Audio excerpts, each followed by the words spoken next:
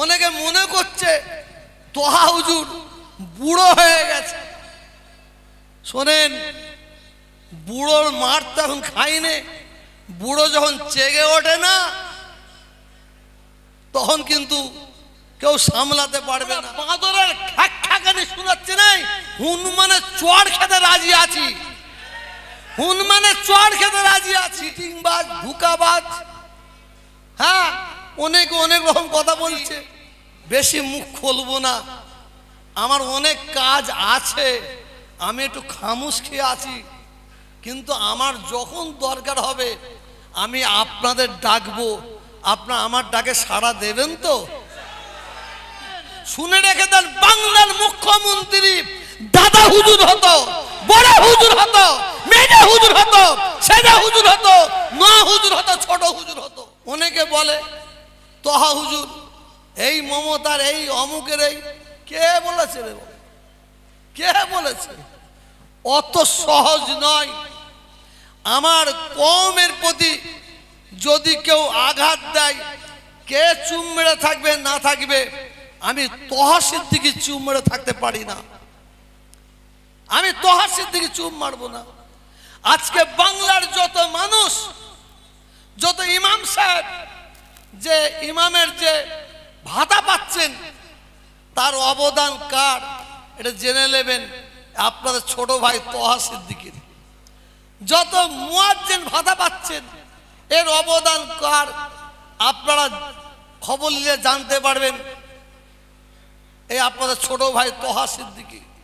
আজকে মহারাজরা এসেছিলেন, আমি মমতা ব্যানার্জিকে বলেছিলাম আপনি ওয়াকফ সম্পত্তি থেকে, তার আয় থেকে ইমাম মুয়াজ্জিনদের আপনি ভাতা দিচ্ছেন, ওরা কি করেছে? ওদের তো দেবত্ব সম্পত্তি আছে। উনি বলেন তাই না, উনিও তাদের দেবত্ব সম্পত্তি থেকে ভাতা দিচ্ছেন। তবে যদি কেউ বাংলার কোনো এমএলএ, কোনো এমপি, কোনো মন্ত্রী যদি আমি তোহাকে মিসইউজ করার চেষ্টা করে, দোয়া করবেন তোহা সিদ্দিকীকে মিসইউজ করতে পারবে না। তোহা সিদ্দিকীকে মিসইউজ করতে পারবে না, এটা মাথায় রাখবেন। অনেকে মনে করছে তোহা হুজুর বুড়ো হয়ে গেছে।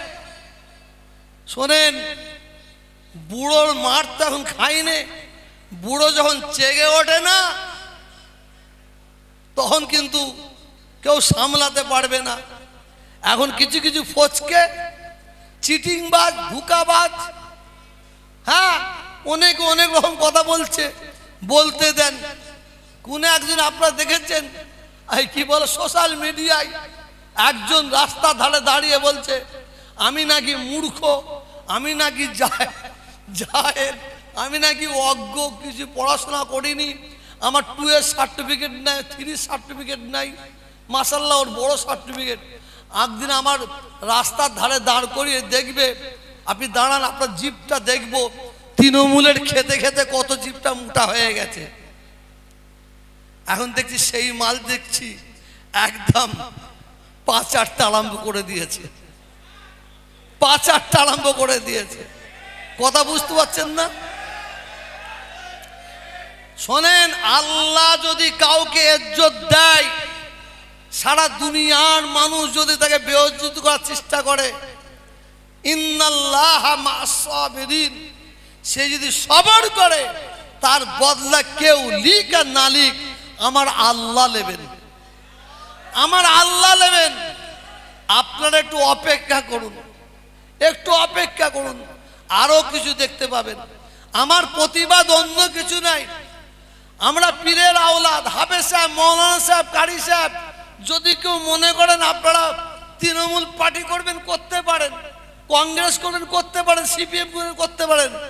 আমার প্রতিবাদটা একটাই, তুমি আমার পীর বংশের আওলাদ হয়ে, তুই পীর বংশের আওলাদ হয়ে পার্টি করছো, করো। কেন দাদা হুজুর, 5 হুজুর পার্টিকে পছন্দ করতেন না, গুলামতি পছন্দ করতেন না।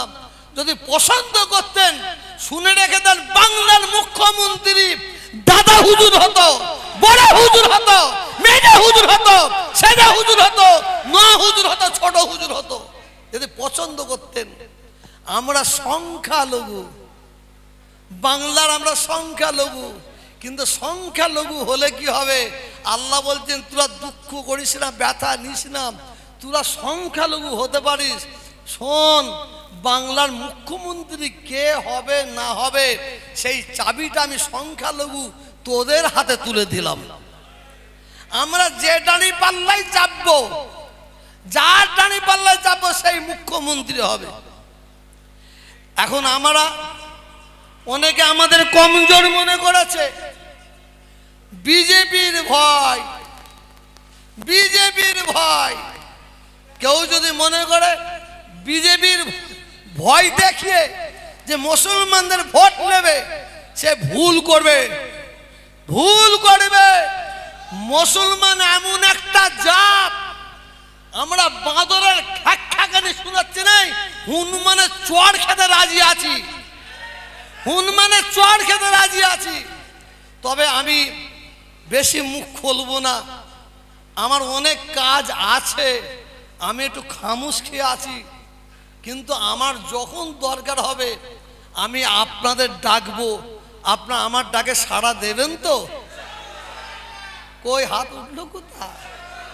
মুনাফেকি হাত তুলবেন না, অনেকে মুনাফেকি হাত তুলবেন। বাপ একটা, কথা একটা থাকবে, তবে আপনাদের নিয়ে মিসইউজ করব না।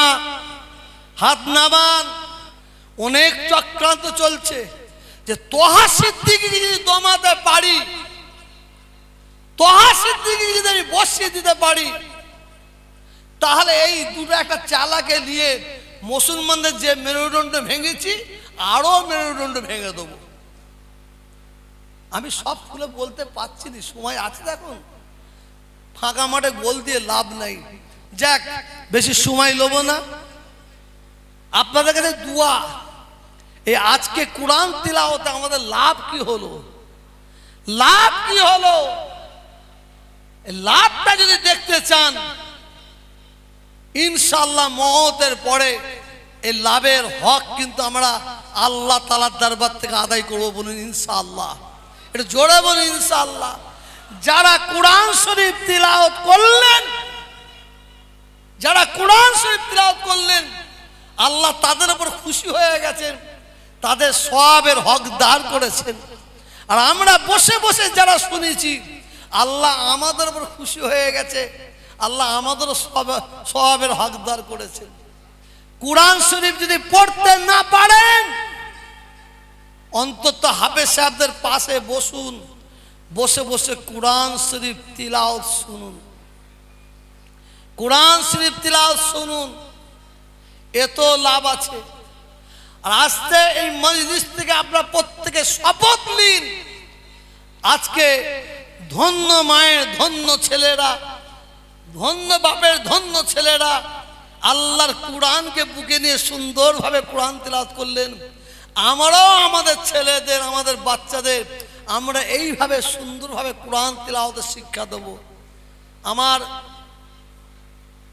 বড় মেয়ে আমার নাতি, সে কোরআন শরীফ হেফজ করছে, 10 পারা হেফজ হয়েছে। দোয়া করবেন আল্লাহ তাআলা যেন তাকে হাফেজ করে, বলুন আমিন।